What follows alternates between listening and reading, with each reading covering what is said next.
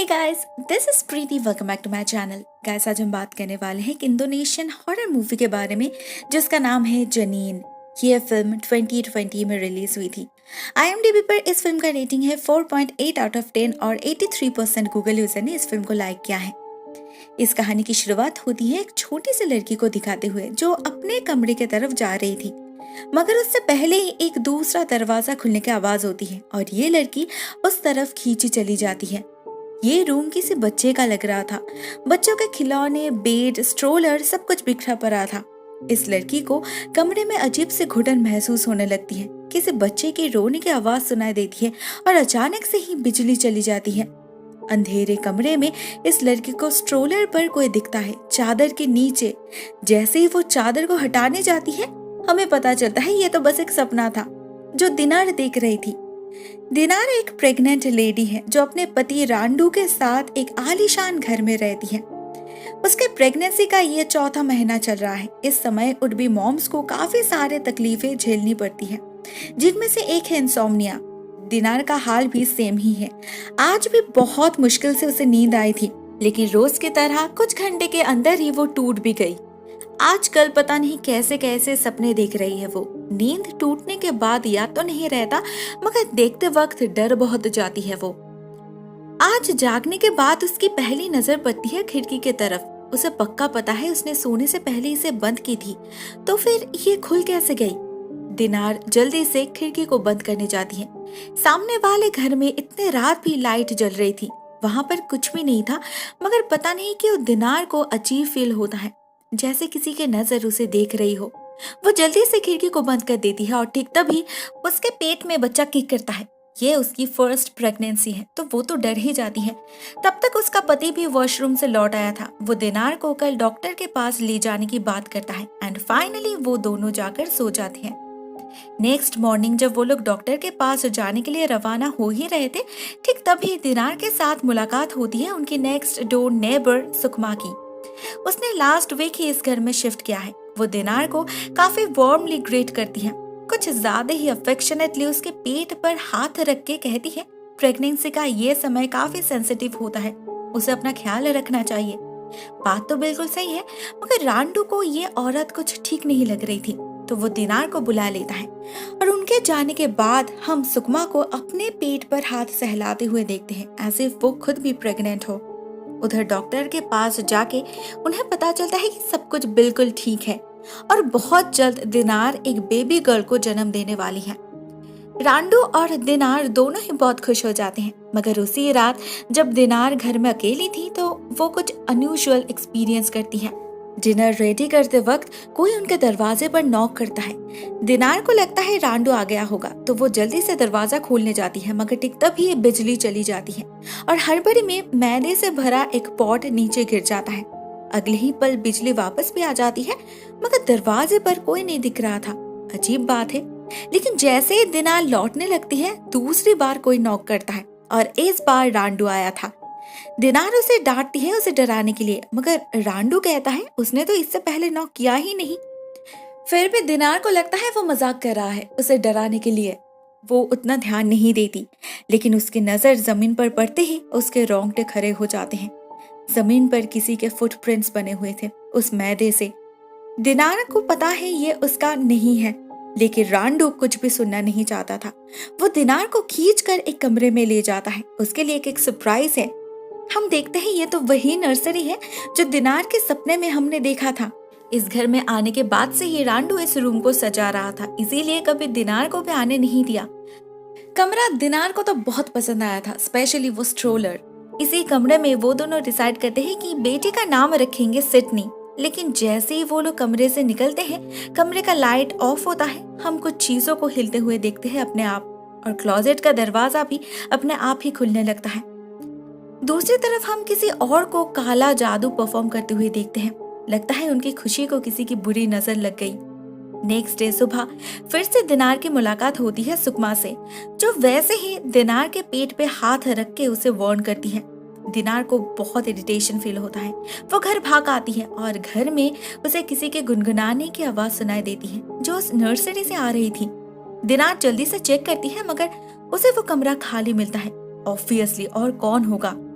दिनार शांत होकर बैठ जाती है। वो अपने बच्चे के लिए स्वेटर बुन रही थी।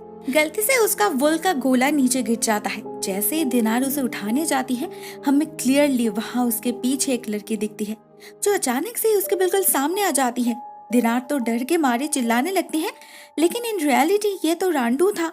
दिनार बिल्कुल श्योर थी अपने विजन को लेकर। वो रांडू को भी कहती है, मगर रांडू को लग रहा था कि शायद डार्कनेस के वजह से दिनार हेलुसिनेट कर रही होगी। वो नेक्स्ट डे ही दिनार का भाई ट्रिस्टन को कॉल करके घर बुलाता है अपने बहन को कंपनी देने के लिए। वो कुछ ही दिनों के अंदर आने का प्रॉमिस भी करता है, लेकिन उससे पहले ही दिनार के साथ और भी कुछ हादसे होने लगते हैं। उसे अपने पेट पर किसी के हाथ का निशान दिखता है और वो स्ट्रोलर वो तो अपने आप ही चलकर नर्सरी से उनके बेडरूम तक पहुंच चुका था। अचानक एक हवा का झोंका दिनार के बिल्कुल पास से गुजरता है। सब कुछ मिला जुलाकर दिनार बहुत ही ज्यादा डर चुकी थी। वो अपने एक कमरे का दरवाजा लॉक करके बैठ जाती है और कॉल करती है अपने पति को। इमीडिएटली एक नर्स का इंतजाम करने के लिए रिक्वेस्ट करती है। रांडू वैसा ही करता है। फॉर्चुनेटली उसी शाम एक नर्स आकर हाजिर हो जाती है उनके घर में, जिसका नाम होता है सुजैन। दिनार तो बहुत खुश हो जाती है, लेकिन ये लड़की कुछ ज्यादा ही खामोश रहती है। घर में होने या ना होने से कुछ फर्क ही नहीं पड़ता। ऊपर से वो कुछ ज्यादा ही जल्दी नहीं आ गई।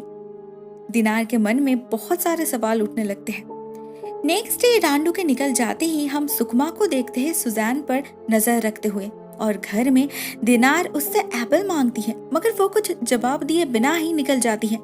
दिनार उसे फॉलो करते हुए किचन में जा पहुंचती है तो सुजैन पीछे से आवाज लगाती है, तो कुछ देर पहले उसने किसे देखा। शाम को ऐसा ही कुछ होता है दोबारा। दिनार सुजान को ही फॉलो करते करते नर्सरी में जा पहुंचती है और वहां हमें उसके ठीक पीछे किसी चुड़ैल को उल्टा लटकते हुए देखते हैं। कोई दिनार को धक्का देकर कमरे के अंदर फेंक देता है और पूरे कमरे में अंधेरा हो जाता है। दिनार दरवाजा खोलने की बहुत कोशिश करती है, जोर जोर से चिल्लाती है, लेकिन उसे कोई रिस्पॉन्स नहीं मिलता। पूरा कमरा बच्चे की रोने की आवाज से गूंज उठती है और वो स्ट्रोलर अपने आप ही उसके तरफ आने लगता है। दिनार बस बेहोश होने ही वाली थी कि ठीक तभी सुजैन आकर उसे बचा लेती है। कहती है उसने तो कोई आवाज सुनी ही नहीं, न दरवाजा लॉक्ड था न करंट ऑफ थी। दिनार कुछ भी समझ नहीं पा रही थी उसके साथ ये सब क्या हो रहा है। रांडू तक उसे बिलीव नहीं कर रहा था और उसके पेट से वो दाग भी गायब हो चुका था, तो उसके पास कोई सबूत भी नहीं था कुछ साबित करने के लिए। ऐसे सिचुएशन में एडवाइस लेने के लिए वो जाती है सुकमा के पास, जिसने पहले ही उसे वार्न की थी कि प्रेगनेंसी के दौरान स्पिरिचुअल क्रिएचर्स अट्रैक्टेड हो सकते हैं। दिनार को लगता है कि शायद वो सही थी। उस घर में जो कुछ भी हो रहा है वो सब कुछ पैरानॉर्मल ही तो है। सुकमा उसे रिलैक्स करने के लिए एक तरह की चाय पिलाती है और कहती है उनके घर में जो कुछ भी है वो उससे जुड़ा हुआ है, घर से नहीं।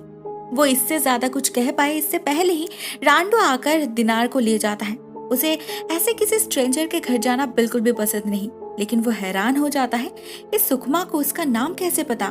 दिनार ने तो कभी नहीं कहा। वो घर आकर चाय लेकर बैठ जाता है मूड रिफ्रेश करने के लिए। ठीक तभी हमें उसके पास वही लड़की दिखती है, वही चुड़ैल जिसे हमने दिनार के आसपास देखा था।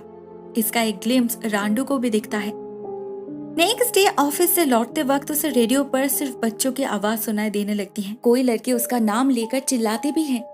उसके गाड़ी का एक्सीडेंट भी होने ही वाला था। वो किसी तरह खुद को संभालता है और घर की तरफ भागता है। उधर घर में दिनार खून की उल्टी करने लगी थी। उसे आईने में अपने रिफ्लेक्शन की जगह वो चुड़ैल दिख रही थी जो उस पर हमला कर देती है। वो दिनार के बच्चे को चुराने की भी कोशिश करती है, जिससे दिनार बेहोश हो जाती है। इतना सब कुछ हो जाने के बावजूद सुजैन रांडू से कुछ नहीं कहती। रांडू को घर लौटने के बाद नर्सरी से अजीब सी आवाज सुनाई देती है, जैसे वो स्ट्रोलर हिल रहा है। वो जाकर देखता है तो उसे दरवाजा खुला हुआ मिलता है और फिर से लाइट ऑफ हो जाता है और दरवाजा भी बंद हो जाता है। उसके पीछे कहीं से खून आकर गिरता है, जिससे एक फीटस बाहर निकलता है और रांडू के तरफ आगे बढ़ने लगता है। उस ब्लडी फिटस को देखकर ही रांडू की हालत खराब हो जाती है और फाइनली उसे भी यकीन आ जाता है कि दिनार झूठ नहीं कह रही थी। डेफिनेटली इस घर में किसी ने काला जादू किया है और वो लोग जल्द से जल्द इस घर को चेंज करने की डिसाइड करते हैं। लेकिन उससे पहले रांडू को और एक काम करना होगा। कुछ सवाल उठ रहे हैं उसके मन में जिसका जवाब उसे चाहिए, और उसी रात इन जवाब को ढूंढने वो जाता है एक लेडी से मिलने जो इलीगल अबॉर्शन प्रैक्टिस करती है। हमें पता चलता है रांडू ने अपने एक्स गर्लफ्रेंड को यहाँ पर ही लाया था उसका अबॉर्शन करवाने के लिए। उसका नाम था सुजैन। हाँ, उसका भी नाम था सुजैन। इसीलिए ही तो उस नर्स का नाम सुनते ही रांडू का चेहरा फीका पड़ गया था। लेकिन अबॉर्शन के बाद सुजैन का क्या हुआ रांडू ने कभी पता नहीं किया। ये 2 साल पहले की बात है। उसे तो इतने दिनों में एक बार भी उसकी याद तक नहीं आई। लेकिन आज जब उसके परिवार के साथ ये सब कुछ हो रहा है, उसे कहीं ना कहीं लग रहा है कि शायद इसमें सुजैन का हाथ है। हो सकता है वो आज इस लेडी से उसका पता पूछने आया है। लेकिन उसे पता चलता है कि उस ऑपरेशन के चलते ही सुजैन की मौत हो गई थी। रांडू तो भाग गया था, तो उन्होंने उसके लाश को उसके मॉम को ही दे दिया। इस लेडी के पास सुजैन की पर्स रह गई थी, जो वो रांडू को दिखाती है। उस पर्स में थी एक फोटो, जिससे रांडू को पता चलता है कि सुजैन की माँ और कोई नहीं, मिसेस सुकमा है। रांडू को समझने में देर नहीं लगती कि यह सब कुछ मिसेस सुकमा ही कर रही है। उसने जरूर उनके ऊपर कोई स्पेल कास्ट किया है। रांडू उसी वक्त सुकमा से मिलने जाता है, जो तब भी कोई रिचुअल ही परफॉर्म कर रही थी उसके फोटोग्राफ से।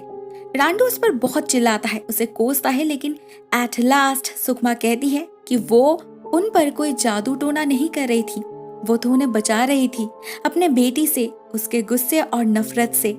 रांडू ने सुजैन के साथ जो किया, उससे उसकी स्पिरिट एक चुड़ैल में बदल चुकी है, जो बदला चाहती है। उसकी मौत जिस दर्द में हुई थी, वो इन्हें भी वही दर्द देना चाहती है। मगर सुकमा जानती है दिनार बेकसूर है, उसे तो पता ही नहीं उसके बारे में। इसीलिए ही तो वो इतने दिनों से सुजैन को रोक रही है। लेकिन और नहीं, सुजैन की नफरत दिन ब दिन बढ़ती ही जा रही है। सुकमा उसे और रोक नहीं पाएगी। उनके कन्वर्सेशन के चलते ही उनके घर में बिजली चली जाती है और दिनार की चिल्लाने की आवाज सुनाई देती है। रांडू और सुकमा भागते हैं उस घर में। तब तक उस चुड़ैल ने दिनार पर हमला कर चुकी थी। सुकमा अपने बेटी को रुकने के लिए रिक्वेस्ट करती है। जिस लॉकेट को वो हमेशा पहनकर रहती है, वो असल में एक पावरफुल चार्म है, जिससे वो खुद को अपने बेटी से प्रोटेक्ट करती है। क्योंकि अभी सुजैन उनसे भी नफरत करने लगी है। वो उसके दुश्मन का साथ जो दे रही, उन्हें प्रोटेक्ट जो कर रही। सुकमा उस लॉकेट को उतार देती है और दिनार के जान के बदले अपनी जान सैक्रिफाइस करने की डिसाइड करती है। मगर इससे कुछ नहीं होता। सुजैन उन्हें तो मार ही डालती है, साथ में दिनार को भी नहीं छोड़ती। एट लास्ट रांडू बहुत मुश्किल से उस लॉकेट के मदद से सुजैन को भगाने में कामयाब हो जाता है। नेक्स्ट डे दिनार रांडू को कन्फ्रंट करती है कि इस सब का मतलब क्या है, कौन है ये सुजैन। तब उसे पता चलता है उनके शादी से 2 महीने पहले उसके उड बी हस्बैंड ने अपने कलीग सुजैन के साथ उस पर चीटिंग किया था। सुजैन बिल्कुल इनोसेंट थी। उसे तो लगा था रांडू उससे प्यार करता है, तो वो भी उससे रेगुलरली इंटीमेट होने लगी एंड ग्रेजुअली प्रेग्नेंट हो पड़ी। जैसे ही रांडू को पता चला इस बारे में, तब उसका दिनार के प्रति लॉयल्टी कहीं से वापस आ गया। उसने साफ साफ सुजैन से कह दिया कि वो तो सिर्फ टाइम पास कर रहा था, इसमें कुछ भी सीरियस नहीं था। वो उससे प्यार नहीं करता, ना वो उससे शादी कर सकता है। सुजैन भी उसे फोर्स करने लगी कि इस बच्चे की रिस्पॉन्सिबिलिटी उसे उठाना ही पड़ेगा। तो एक दिन तंग आकर रांडू ने उसे लेकर उस लेडी के पास चला गया और उसके परमिशन के बगैर ही फोर्सफुली उसका अबॉर्शन करने के लिए कहा। उसी दिन ही लास्ट उसने सुजैन को देखा था। उसकी चिल्लाहट अभी तक रांडू के कान में गूंजती है। लेकिन उसके बाद सुजैन ने कभी कांटेक्ट नहीं की, तो रांडू को भी लगा कि प्रॉब्लम सॉल्व हो चुकी है। वो तो उसे अभी पता चल रहा है कि उसके केयरलेस एक्शन की वजह से आज वो लोग कितनी बड़ी मुसीबत में फंस चुके हैं। सुजैन ने कहा था कि वो उसे नहीं छोड़ेगी, उसकी शादी और बच्चे को बर्बाद कर देगी, और वही वो कर रही है आज। दिनार बेकसूर होने के बावजूद उसे इतना सब कुछ सहना पड़ा। उसे तो रांडू के तरफ देखने से भी घिन आ रही थी। वो ऐसा कैसे कर सकता है? शुक्र है वो लोग उस चुड़ैल के हाथ से बच गए, नहीं तो उन्हें अपने बच्चे को खोना पड़ता। दिनार दुखी तो थी, मगर कुछ रिलैक्स भी फील कर रही थी। लेकिन उधर रांडू को कुछ ऐसा पता चलता है जिससे उसका होश ही उड़ जाता है। उसे कॉल आता है उस एजेंसी से जहां उसने नर्स के लिए कॉल किया था ऑलमोस्ट 2 महीने पहले। आज इतने दिनों बाद उसे पता चल रहा है कि उन्होंने कोई नर्स भेजा ही नहीं, क्योंकि कोई अवेलेबल ही नहीं थी। तो वो जो लड़की इतने दिनों से उनके घर में काम कर रही है, वो कौन है? रांडू उसी वक्त घर भागता है। नर्स सुजैन ही वो असली चुड़ैल है। इतने दिनों से वो तो इसी रूप में छुपकर उन पर नजर रख रही, इंतजार कर रही थी सही मौके का। इसीलिए जब भी उन पर हमला होता था, वो कहीं दिखाई नहीं देती थी। शायद सुकमा को इस बात पे शक हुआ था, इसीलिए जाते जाते भी वो अपना लॉकेट इन्हें देकर गई थी। जिससे दिनार इतने दिनों से अपने पास ही रख रही थी अपने सेफ्टी के लिए। इसीलिए ही सुजैन उसे कुछ नहीं कर पाई। लेकिन आज जब वो सो रही थी उसके हाथ से वो लॉकेट गिर गया और सुजैन को मौका मिल गया फिर से एक बार उस पर हमला करने का, उसके बच्चे को छीनने की। अगर वो रांडू के बच्चे को जन्म नहीं दे पाई तो वो दिनार को भी अलाउ नहीं करेगी। वो दिनार पर हमला कर देती है, उसे नर्सरी में बंद करके चोक करने लगती है। ठीक तभी दिनार का भाई ट्रिस्टन आता है उनके घर। वो अपने बहन को बचाने की कोशिश करता है। दिनार उसे वो लॉकेट लाने के लिए कहती भी है, मगर उससे पहले ही यह चुड़ैल उसे मार कर बेहोश कर देती है। वो दिनार को लेकर घर से बाहर निकल जाती है, हवा में तैरने लगती है। एक तरफ उसका गला दबाने लगती है और साथ में उसके पेट को अपने नाखूनों से काटने की कोशिश करती है। लेकिन इस सब के बीच त्रिस्तान का होश लौट आता है और वो उस लॉकेट को लाकर सुजैन के सामने रख देता है, जिसके रोशनी से सुजैन की आत्मा जलकर राख हो जाती है। दिनार की हालत भी काफी खराब हो चुकी थी, तो त्रिस्तान उसे जल्दी से हॉस्पिटलाइज कर देता है और रांडू को कॉल करता है इन्फॉर्म करने के लिए। उधर हम रांडू को देखते हैं जो लगातार दिनार को कॉल कर रहा था वार्न करने के लिए, साथ में ड्राइव भी कर रहा था जल्द से जल्द घर पहुंचने के लिए। लेकिन सुजैन की आत्मा जाते जाते उसे ऐसे डरा के गई कि उसके गाड़ी का एक्सीडेंट हो गया और रांडू की मौत हो गई। उधर हॉस्पिटल में दिनार एक बहुत ही प्यारी बेबी गर्ल को जन्म देती है, लेकिन उसे डॉक्टर के पास वो चुड़ैल नजर आ रही थी, जिसे देखकर ही डर से उसका हार्ट फेल कर जाता है और उसकी भी मौत हो जाती है। रह जाती है सिर्फ उनकी बेटी सिडनी। नेक्स्ट सीन कुछ साल बाद की है, जब हम 7 साल के सिडनी को देखते हैं और समझ पाते हैं ये तो वही लड़की है जिसे दिनार ने सपने में देखी थी। वो उसी घर में अपने मामा त्रिस्तान के साथ रह रही है, लेकिन उसके मामा को तो पता ही नहीं कि कोई और भी है जो उसका ख्याल रख रही है, जिसे उसके सिवा और कोई नहीं देख सकता। ये कोई और नहीं सुजैन ही है जो उसका पीछा कभी नहीं छोड़ेगी। लेकिन आखिर क्या वो उसका ख्याल रख रही है या फिर उसे मारने का मौका ढूंढ रही है, ये तो सिर्फ भगवान को ही पता है। ये कहानी यहीं पर एंड हो जाती है। मुझे तो ये कहानी काफी पसंद आई। सिर्फ दिनार को मरना नहीं चाहिए था, उसकी मौत जस्टिफाइड नहीं लगी मुझे, वो तो बिल्कुल बेकसूर थी। आपको क्या लगता है कमेंट सेक्शन में जरूर बताना। आज के लिए बस इतना ही दोस्तों, बहुत जल्द मिलते हैं एक और नए वीडियो के साथ। तब तक के लिए टेक केयर, टाटा।